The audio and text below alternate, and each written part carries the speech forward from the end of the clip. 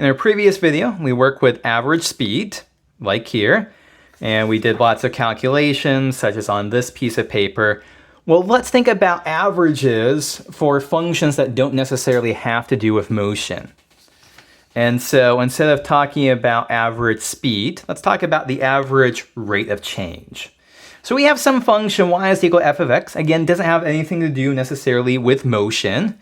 The average rate of change of y is equal to f of x with respect to x over some interval, x1 to x2, is the change in y over the change in x. So what is the change in y? F of x2 minus f of x1. This would be the ending value of y. This would be the starting value of y over the change in x, x2 minus x1, the ending value of x minus the initial value of x.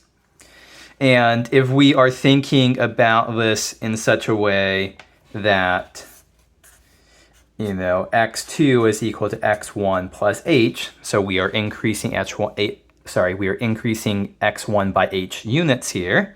Well, f of x1, f of x2 becomes f of x1 plus h. That's still f of x1. x2 minus x1 just simplifies down to h. And so we can deal with average rates of change of any functions that we want to. So as an example here, this actually just turns out to be the slope of a secant line.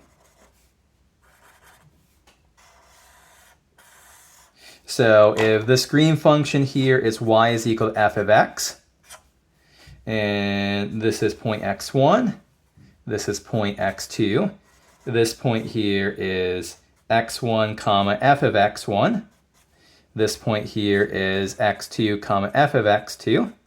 What is the slope between these two lines? It's the change in y, which is f of x2 minus f of x1 over the change in x, x2 minus x1. So we can do these kinds of things more generally. Let's just do a very quick example. Suppose that our function f of x is x squared plus 1. Let's find the average rate of change. So find average rate of change on the interval from 1 to 3. So that would be delta y over delta x. The ending y value is going to be 3 squared plus 1. The initial y value is 1 squared plus 1. Don't forget parentheses when we're subtracting off that, over 3 plus 1. Oh, sorry, not 3 plus 1, of course. The difference, 3 minus 1, the difference in the x values. Okay, this is going to be 10. 10 minus 8 is 2. 3 minus 1. I got that backwards. This is 10. This is 2. 10 minus 8. Sorry, 10 minus 2 is 8.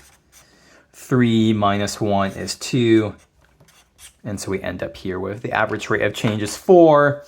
Don't know what units to put down here because, f of x, we don't have units for x or f of x. Y is equal to f of x here. Okay, so it's important to emphasize we can do these average rates of change for functions. In the next video, we'll talk about connections with slopes of curves.